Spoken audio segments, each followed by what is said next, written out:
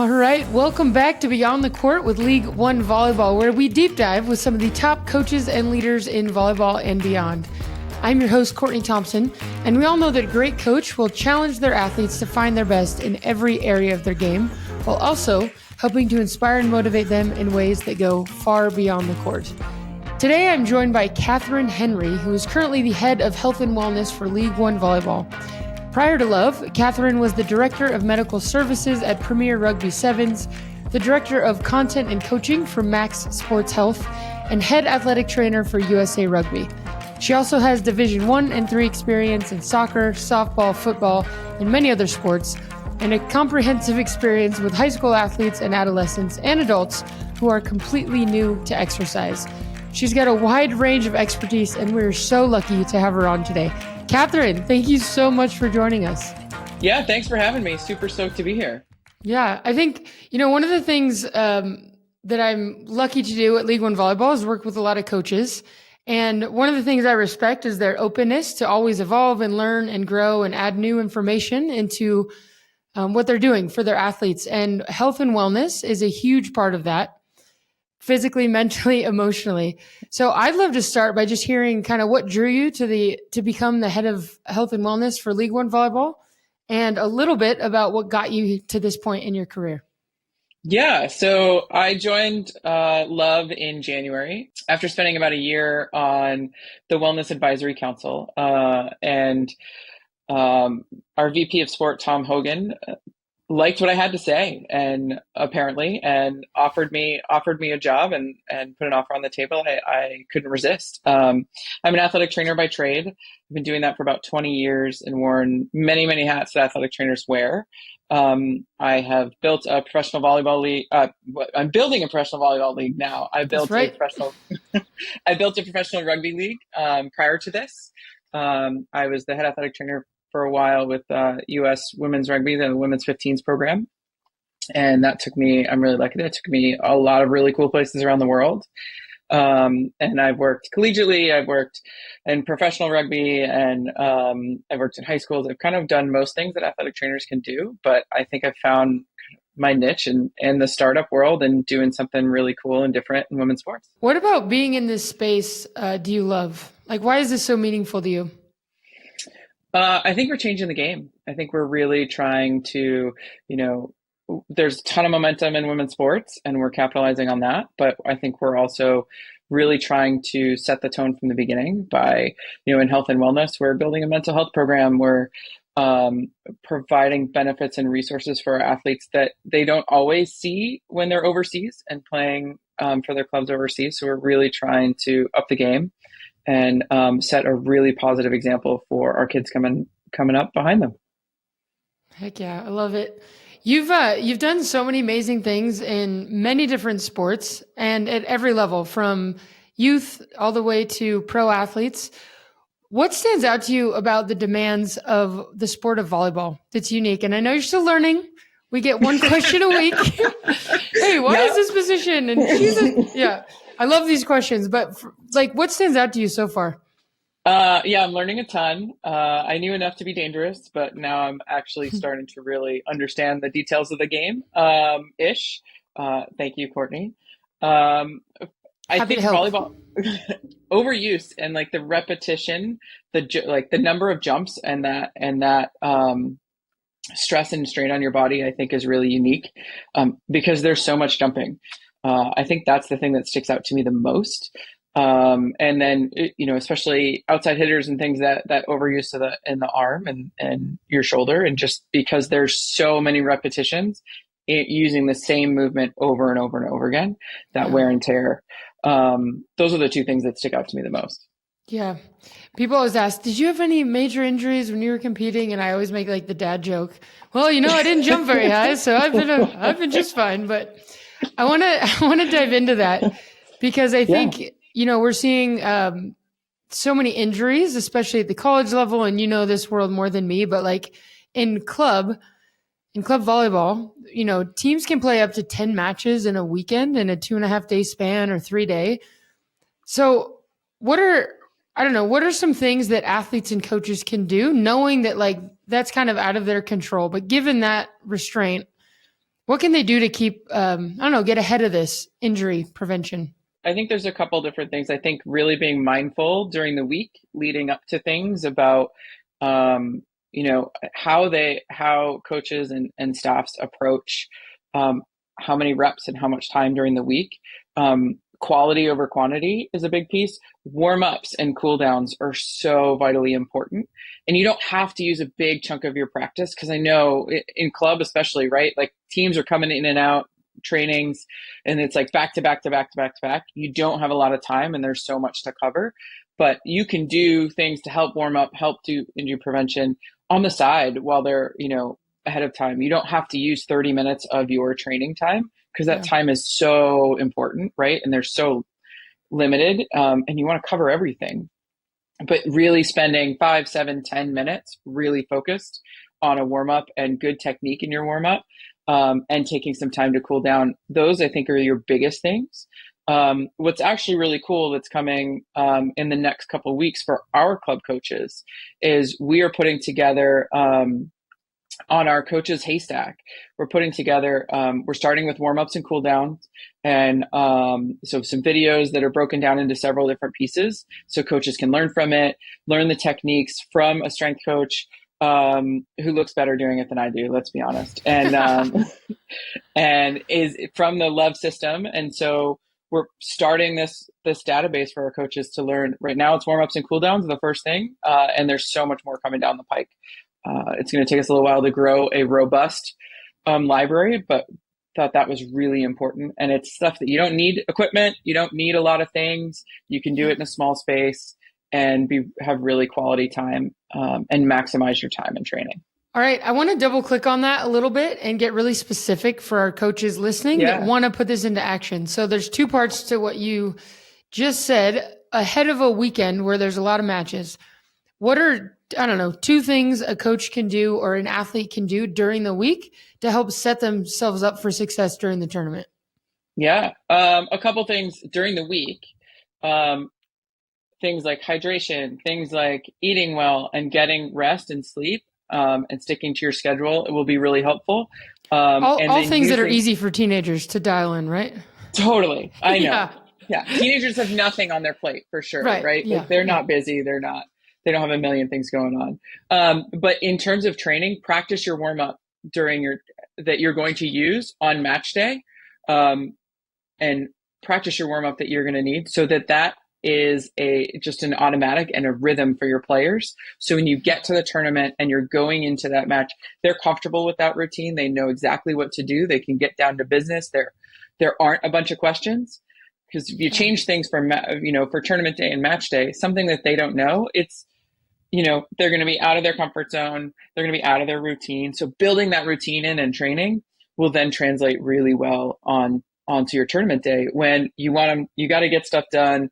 You don't have a ton of time to do it. And you got to focus on your 10 matches that you have throughout the tournament.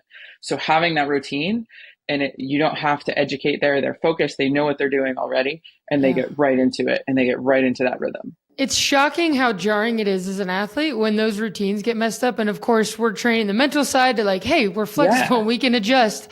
But it is like, it's not just physical, it's your emotions kind of settling in, your mental skills kind of locking in. So the routine of that makes a lot of sense to me. For our coaches that, let's call it, they have 5 minutes to warm up their team in practice and then before a match, what are the things that are like must-haves? I think when you have a short time for any warm-up, you need something dynamic. And a lot of us, especially if you've, I don't know, our generation-ish, Courtney, I'm not calling us old in any way. Right? Like we did a lot of static stretching, like reach for our toes and that kind of stuff. Yes. Skip that part. Doing some moving, some dynamic, walking on your toes and your heels, some hops, and you don't need a lot of space. Doing and repeating those motions that you're going to see in a match. So some squats, getting that heart rate up, getting a little bit sweaty, and you can do that in 5 minutes. You can do that in 2 minutes if you're really focused in your movement and what you're doing. And so really being mindful of that short time. And a big tournament day where you have several matches, right? Before your first one, if you can build in a little bit more time for the warm up, and then you'll have an hour maybe a little bit more, maybe not even between matches. You can do shorter, like really quick once you're kind of in the swing of the day. You got the baseline. Totally. The sweat going, yeah.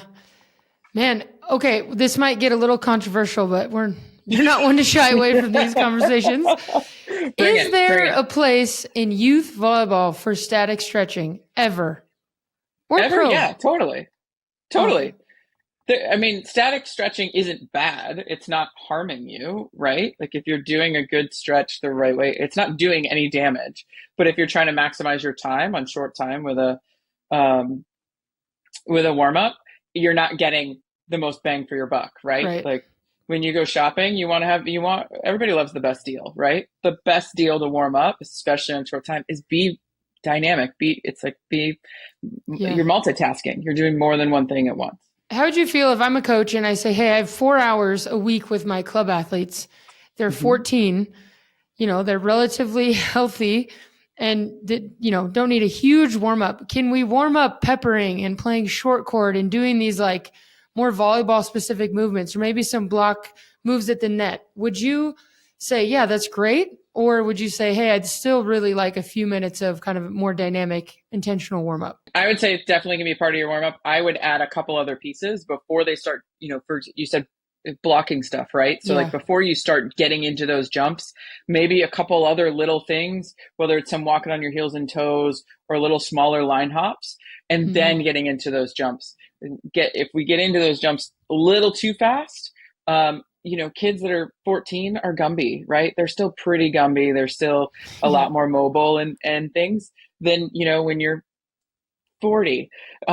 It's very different, but still setting those good habits. And you can teach your kids and have them do it before you start the peppering, right? Like they come in, they throw your sneakers on, they still got a couple minutes on the side in a corner, they can do those couple things. To ask them even, to come early. So by the time you're ready to be on the court, you've got the court, the nets are set up, you can just get right into volleyball. Yeah. I think that's one of the most challenging thing our coaches face is the timing aspect of it.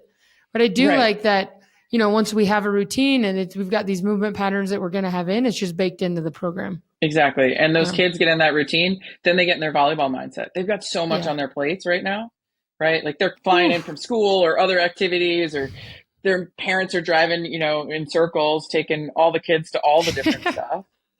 Yes. And so getting right into those that gets them in the volleyball mindset too, because the physical and the mental line up, right? You get focused in that right place. You play better. Kind of shed the day, lock in the present moment. Exactly. What have you learned you have such a wide range of experience. What have you learned about getting athletes to buy into recovery? Because I know, like, even at the national team, we're, making a living physically, mentally, emotionally, sure. But like our bodies matter so much. And yet still it's like, oh, really? I got an ice bath? Much less if you're like 18 and you feel pretty good most of the time. And I'll go on a limb and say likely pretty unaware that you're overtraining. Right? Because you can handle it at that point, but it's going to catch up. So I don't know, any tips for coaches to help their athletes really invest in recovery? That's a great question. That's a great question. That's really hard to do. And it's really hard to tell a kid, 10 years from now, 20 years from now, you still want to be doing this. Like it's hard for them to see the future. I think some of the things are setting examples. Showing them, and some of the things are building into the last 2 to 5 minutes of your training. The other things that work for me is I get down there and do it with them. Yeah. Obviously, in this role, I'm not on the ground with 30 teams right now, but when I was with the U.S. team, one of the things that I did, I worked really closely with our strength and conditioning coach, and she and I we'd be like, all right, everybody in the team room at this time. And we had a bunch of lacrosse balls and we were on the ground with them. So showing them in that building in that routine and also making it easy. One of the things that I love to tell my athletes is, hey, you got to work on your balance. You got to work on some other different kind of releases. Have a lacrosse ball with you. Do it while you're brushing your teeth. They're always doing a million different things. It doesn't have to be a big task. It doesn't have to be a big load. It can be little things that you do throughout the time. when you have it. So you can Yeah. roll the bottom of your feet while you're brushing your teeth, right? Yeah. Everybody's got to brush their teeth. So you can multitask and hit a couple different things too. We hope. I love that. One of the We do hope. yeah. That's another conversation. Yeah, I was fortunate to spend about 7 years at Finding Mastery, working with corporate clients on kind of culture and training our mind to be our best. And one of the things we talked a lot about was how hard behavior changes, but Yeah. pairing a new behavior with something that is baked in, like brushing your teeth, or, we come to the gym and we always do this first. So I love that idea of one, modeling, and then also just making it part of a non-negotiable part of the routine. Yep. I want to talk about, there's several injuries that are kind of very common in volleyball, ACLs being one of them. So along with warm-ups and a proper recovery, are there specific exercises or like education that you would want coaches to know about this very common injury that not only we're seeing at club, but also because of the overuse in club for a lot of collegiate athletes? Yeah, the ACL numbers have gone up a lot, and it's been in the news, and we've seen it, and not just in volleyball. We're seeing it, from soccer. We're seeing it in the NFL. The numbers have gone up a lot. Some of this we're going to build into some of the haystack stuff coming in for our coaches. A little mini band program and correct jump and land. Coaches learning and understanding about what jump and land is and why it's so important, especially because girls and women, the way we are designed is there are kind of steeper angles in our body that put us at higher risk. And so making sure that knowing how to jump and land and being really strong in our glutes, in our hamstrings, those are really, really important. Yeah. So some little things, we're going to post some videos about some mini band work. So little mini bands are just little circle elastic bands. They're super cheap, easy to get, and they're and you take side steps and diagonal steps. And some other cool things that are super I remember simple. These days. You know these things. Every day on the national team. You know these things. Yeah. Every day, right? Like you're doing your lateral steps or your skier steps forward and backwards. Yeah. And so many of our clubs have great S&C built in too. And so really listening to them and that when you can do that, that's another great thing. Making sure that you're strong, making sure that you know how to move your body. Right? Like our kids in our clubs are going through so many changes because 12 to 18, a lot of things happen to all of us. Woo. So, a lot of things happen. So learning that control of your body, learning how to handle and how to take those changes and learning how to jump and land, learning how to work your body better will help decrease that risk. Yeah, for sure. It's, I think too, like when we talk about mental skills, so much of training that is awareness. And I think it's same physically. I almost would argue like one of the best gifts that we can give our athletes is to be more aware. Even if that means, oh, I'm tired, but I need to override and go anyway. Or, oh no, this is off. And then what can I do about it? Because that's always absolutely so the tough follow-up, right? Totally. Yeah. So when I was fortunate to coach at Stanford for 1 year, quickly realized that's not my life's calling, but it was a great learning experience. Yeah. And we spent a lot of time, and Tyler's amazing, the strength coach at Stanford, talking about load management. And of course, on the national team, we had devices that measured jumps and effort and all of these things. I recognize that our club coaches and clubs probably don't have access to a lot of this, and it's hard to scale. However, is there a place where that would be helpful at some point for younger athletes, or is that more as we kind of get older? I mean, the devices would be amazing. It's not, and they're an amazing tool. Yeah. It's not really a cost-effective way to do things at the club level. But I think there's ways that you can look at, that our coaches can look at that load management piece. There's a couple different things when I look at it for our club coaches. One is what I call periodization, which is a common term in strength and conditioning and performance. But what that is really like you look at the calendar. And I know we have tournaments all year long. Where do we want to peak? Right? Where do we want to peak? And if some of the other tournaments that you're playing in And I know I don't totally understand every ounce of qualifying for every single division across the country. Like, I'll own that. I don't know exactly how that But you're works, getting there. but I'm learning. That's right. I'm getting there. But knowing kind of, oh, well, I know nationals is our most important time, right? We've got to peak for nationals. So building it, finding little windows to build in some rest, and rest may not be take a month off. Would that be great? Absolutely. But rest may be, hey, we're going to have a deload week where we've got 6 weeks now. We get off after coming off of a tournament. We take the next week where it's like, maybe we don't jump as much. We kind of look at our practice planning and adjust it a little bit to allow the players to recover in some ways. Some other things to look at are just how you attack your drills, and maybe paying attention to everybody only gets, let's say, these numbers are random, but 4 reps on things, and controlling the number of times through you do things. Everybody wants to get it perfect. Everybody wants to get it right. But sometimes you're not always going to get it right. And that's the beauty of sport, right? We're learning from what goes well and what doesn't. And so kind of controlling the reps and really looking for quality of time. And sometimes knowing, you know what, we're not nailing this drill this today. That's okay. We're not going to do another 30 reps. We're going to pause this and move on to the next thing. And they're going to take that and learn from it, but also controlling some of those pieces. Man, I appreciate you jumping into the weeds here and making this so specific. Like I think it's so helpful for coaches. I want to transition into the topic of concussions. Okay. Because I know the research is more compelling now. A lot of programs are, we're just seeing more quality of care in this, but it's an open-ended question. But what is your announcement? What is your PSA on concussions, and what would you hope at a youth level that we can really get right as coaches and parents?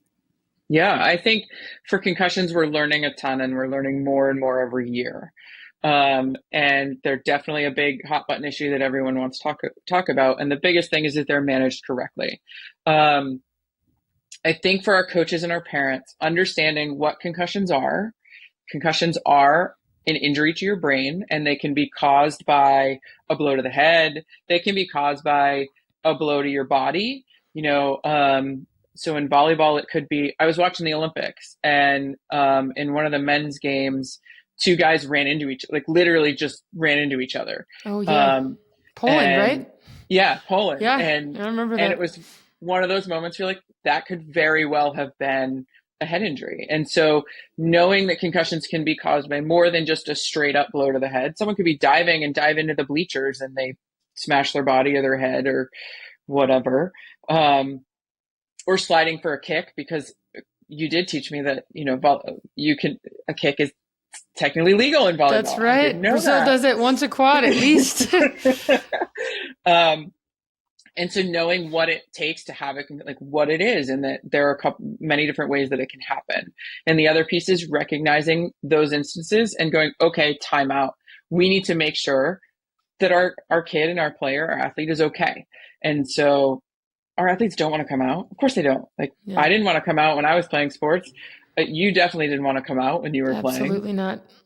But understanding that, taking a point off, getting them checked out, and making sure they're okay is worth that time.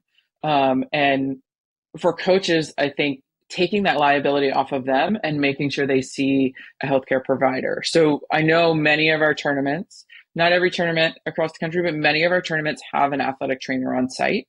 Athletic trainers are really well-versed and trained in the concussion realm. And I know I'm biased because I am one, but we got it dialed, I promise. Yeah. I've had a lot of practice, but I own my bias, and that's okay.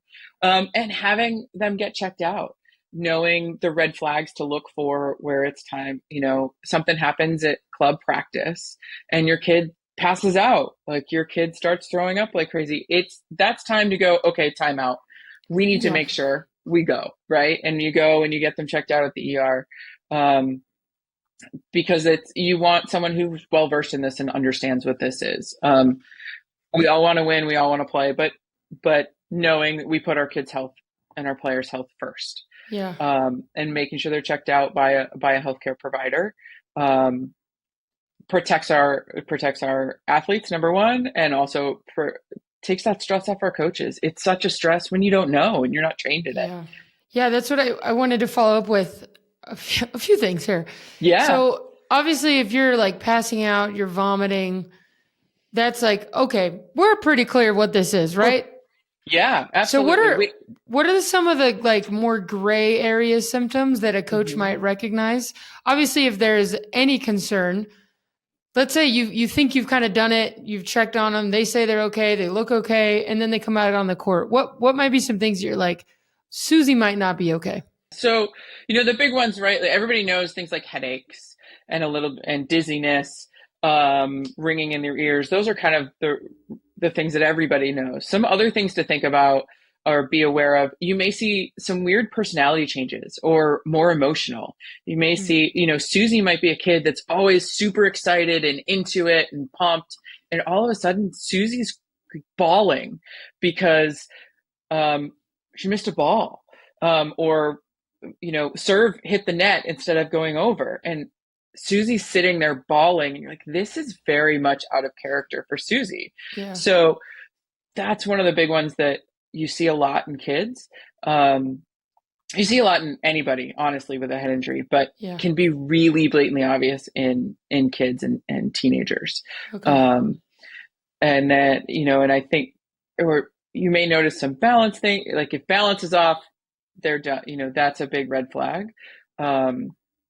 If you notice, say it happened one night and their sleep is really disrupted, either they're sleeping a lot more, or their sleep is terrible, which wouldn't be in the moment. That might be at home, and that might be more for our parents, but that's also something to be aware of. Like you just see changes that don't track. A player may be a lot more depressed than they normally. They just seem really down and something's off. I say to parents a lot, like, your child best, right? Your child best. If something's just off, something's weird, don't ignore that. And there's nothing wrong with, if something's weird and off, going, hey, we need to do something about this, and calling your pediatrician and be like, hey, this happened yesterday at volleyball. Now they're something's just weird. Trust your gut. Trust your gut when you know your players and your kids. So I was at one of the tournaments last year. I think it was Triple Crown. A bunch of our clubs and supporting some other coaches and friends and all the people's. There's an athlete who got concussed, and then she was on the bench cheering, like a little subdued, but like she's in a gym with like whistles and the lighting and like all the things. And there's like this duality of like, this poor kid has gotten injured. Yeah. She's so bummed. What are we going to like send her to the hotel room for the rest of the time? And yet, if you're really looking at the health side of it, I would imagine you should probably be in the hotel room. So how do you manage this like physical part, the emotional part, especially with like a young athlete? That's really hard. And that's a big challenge. I think it's really a case by case basis and based on how they feel. Sometimes you have a challenge when you're at a tournament, and if you don't have a family member or somebody who can stay with them, I wouldn't leave them alone. I think, in a hotel, I would definitely make sure that the player is supported. If they have an incident and their symptoms have cleared, sometimes symptoms can clear relatively quickly, but you're still not ready to play, but they can sit on the bench and kind of still be a part of the team. I think when they're comfortable and it doesn't aggravate symptoms, I think emotionally and mentally, it's so important to not remove someone from their team if you don't have to, because they're still a part of that team, and that team aspect is so important, and that feeling of it being included and being a part of something is so important for any athlete. And so if it is safe for them to do that, if it's manageable for their symptoms, I don't have a problem with them being a part of their team and not losing that piece, because isolating folks is also not super helpful. Yeah. If it's making them worse, remove them from that situation. Sure. Yeah, no, that's great advice. Yeah. Recognize that they're still a part of the team. Yeah. Now I feel slightly bad for asking that question, but it's a great, it's a great question. Yeah. It's a fantastic question. I do think, like coming off the bench, unless you've done it, it's hard to know what that feels like. And I remember, having that happen for like kind of the first time in my career and like calling old teammates and being like, yo, I missed on this. I'm so sorry. It's so hard. And I also think injuries are the same way because it's like such, at that age, likely your identity is so wrapped in the friendships and being connected, let alone the physical aspect of getting to play and compete and all of that. But what have you learned about helping athletes through kind of a more long-term injury, let's say a broken bone or an ACL, something like that, and helping them stay connected to their improvement and also the team? I'm asking all the hard questions, but no, I love it. I called the ringer for a reason. Bring it.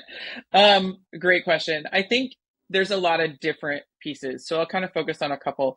As you mentioned, identity, right? Like community is so important to us as humans, not just athletes, but as humans. And so our teams and our sports are our communities so much. And so ensuring that an injured player, whether it's a broken bone or an ACL, they're still involved. There may be an ability for them to work on certain skills. So ACL athletes I've had do different things. Maybe they're seated, maybe, they're working on certain things and their body position has changed, but there's still things that they work on. A basketball player can sit in a chair and dribble a basketball. A volleyball player can work on, a setter can sit and probably still work on pieces of their set. Yeah. Now we're talking. From a seated position. Yeah. Right? Like finding some things to work on and focus on that they can still get better at their craft, right? At their sport while having to adapt to their injury, and also giving them other roles on the bench, so that they're included, right? And they can contribute still to the team. So whether that's helping with some stats or keeping track of something, and in timeouts or in situations, they can relay that to the coaching staff. They can relay that to their teammates, making sure they still have a role and they're a part of it. I think at the youth level, I didn't come up with this, but I saw it and I thought it was awesome, where it was a high school game. It wasn't a club game, but it was a high school volleyball player who had torn her ACL. She couldn't, and they did their big entrance, right? Because it was their like senior night and all the, they do all the things and the banners and all that stuff. But that one individual couldn't participate. So they got her in a chair and they made her their own entrance and they just included her in everything because they made sure she was still a part of the team. Because they are. Just because you're injured doesn't mean you're not a part of the team. So just include everybody. Don't, include them in the conversations, ask for their input about, hey, what went well, what didn't. I mean, they can be little things like that. God, it's so good. It's so real. People want to matter. Yeah. They want to have a role and they want to improve. I feel like it's so addicting when you can feel like you're getting better and I don't know, making progress on what you could control. So exactly. I'm hearing you. We haven't had this, I don't know, we haven't had many of these kind of conversations. And so now I'm picturing you with teams in these moments. And I've always felt like trainers were like the unpaid therapist for not only the coaching staff, but also the athletes. And you hear from the whole range of all the shit and, compiled by the fact that usually when you see the trainer, you're kind of hurting and fatigued. You're like, can you just help me? Yeah. So that being said, in all of your experience, what is joy for you is like in these roles? Like, what were the moments where you're like, God, this is awesome? Oh, that's a tough question, I think. One of my greatest moments for me was 2018, Soldiers Field in Chicago was the first time I represented the senior national team. Working in the national team system, we have age grades and you work your way up, worked my way up from U16 to our senior team. And the first time I got to work a senior national team match and it took me a lot of years and a lot of time to get there. But 2018, it was an international match. We're in Soldiers Field where the Bears play. And we played New Zealand. Let's go. The best team in the world. Standing there next to colleagues who I've worked my way up with and who are still very dear friends, standing there in the national anthem and watching our athletes. That was pretty, for me, from my personal career, that was one of the best moments for me. I think incredible. that was really special. And like, you hear your national anthem for the first time, and I'm not good enough as an athlete to have been an athlete performing in that way, but in my craft, that was kind of a big moment. And you wear that crest on your chest and you're hearing the national anthem. It was pretty cool. I think professionally, one of the other moments is actually weirdly behind me. I've always wanted to know what that was. Yes. So today's the day. That is a young man who was playing, was playing high school football and, broke his neck. I don't remember what year this was. It might've been 2016. It might've been 15. Yeah. Forgive me. I don't remember the year. He broke his neck.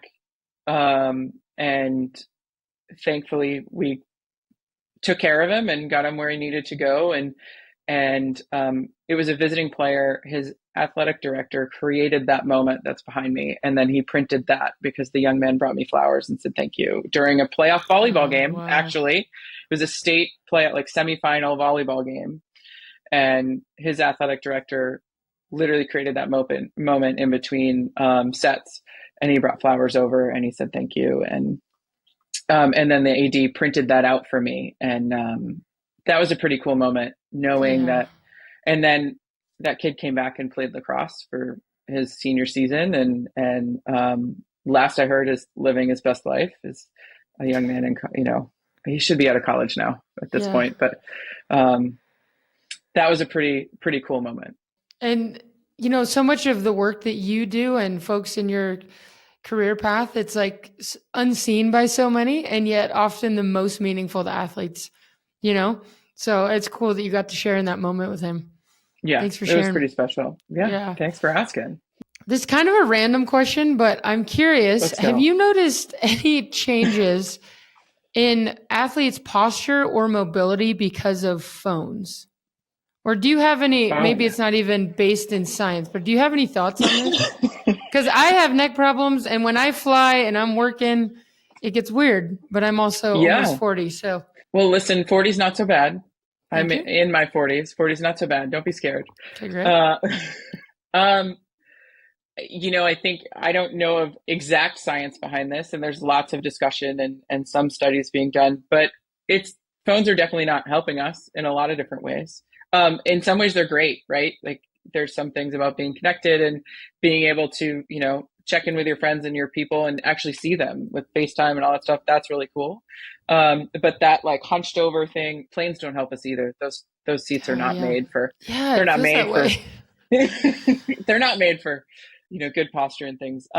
Definitely seeing, some changes with that. I think the fact too, that we spend so much time sitting, we spend so much time in front of our screens and computers, and I don't think that helps either. We just spend so much time there, and I don't even know if it's just physically that we have them, but it's the volume of time we spend there. And sitting at our desk, like, we all kind of like start to shrink. Like, you sit for an hour and your posture changes, and you're like, oh, you correct yourself. It definitely has an effect. Yeah, it's tough. All of us. One of the things we also used to talk about finding mastery was like, if you're texting, and I know y'all can't see us at home if you're listening to this podcast, but excuse me, but imagine like texting with both of your hands and your shoulders are kind of scrunched forward, your hands are out. And it's similar to like if you're in a boxing position about to throw a punch, and it's almost in a way signaling to your brain that you're in like fight or flight or this stress response. So much of it's like physical in your neck and your back and entire kinetic chain, but also just emotionally what it does. I think we're still, nice job using kinetic chain. Thank you. I was nervous. I don't know if I use it right, but I appreciate it. You nailed it. Well done. And it closes us off too. Like, when you're here, what message are you giving other people, right? Like, if you're open and your head is up and you're making eye contact, how great is that when you're connecting with other people? This is like, oh, leave me alone. I'm not as open to engaging, and whether it's conversation or a teammate or anything. So that also has a big effect. on that messaging you're giving out with your body language. So, okay, we solved that problem, obviously. Okay, great. Moving on to some other small ones. I know that, at League One Volleyball, one thing that we feel grateful for is that we have this mission of like trying to improve the experience in volleyball as a fan, as an athlete, as a coach, like whatever that might be. But what are some things at a system level that you would hope to see shift a little bit from club volleyball leading into college? I think one of the things that we can really shift leading into college, and we can set the example for, is how to maintain your body, right? Like, I think our club kids play more than our college kids play. Mm-hmm. I think they have more reps, maybe they don't have as many practices during the week, but the amount of tournaments that you play, the amount of matches that you play, and learning instead how to manage that a little bit better. Yeah. I also think we're in a great position to teach really good habits about injury prevention, warm up and cool down. And that's why we're trying to start this video series and things and build on that. Because if you know how to take care of your body at 15, you don't break down as much by 18. And then you also have really good habits heading into college. And you head into college, your strength coaches are going to love it because you know how to jump and land and squat already. You might not be as sore your freshman year. You might not be as sore. And it'll also take that, high school to college, no matter what, is a huge transition, whether you're playing a sport or you're, in theater or you're doing a club or whatever you're doing, right? It is a huge transition in life. So if you have some routines and some things available for you that you are used to, they're second nature for you, you're comfortable doing them, it'll make some of that transition easier. Life transitions are never easy, right? Never. And that's the beauty of it sometimes, but those routines can help make that a little bit easier. All right. I just want to wrap up. We asked this of everyone on. Two more questions. Bring it. What do you wish that every youth athlete knew really well or understood just a little bit better? I think first, volleyball and sport is fun. Don't forget that it's fun, right? Performance is great. Winning is amazing. Like, I am one of the most competitive people in the world. I love to win. I get it.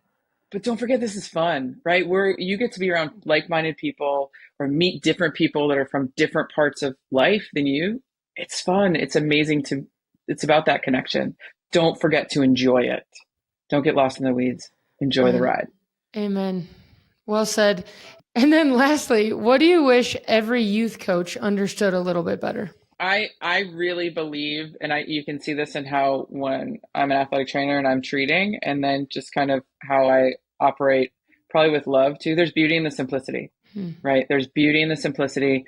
Have that core and stick to that core. You don't always have to do everything. You don't always have to do every cool new thing. There's beauty in the simplicity, and don't forget about that. God, I love that.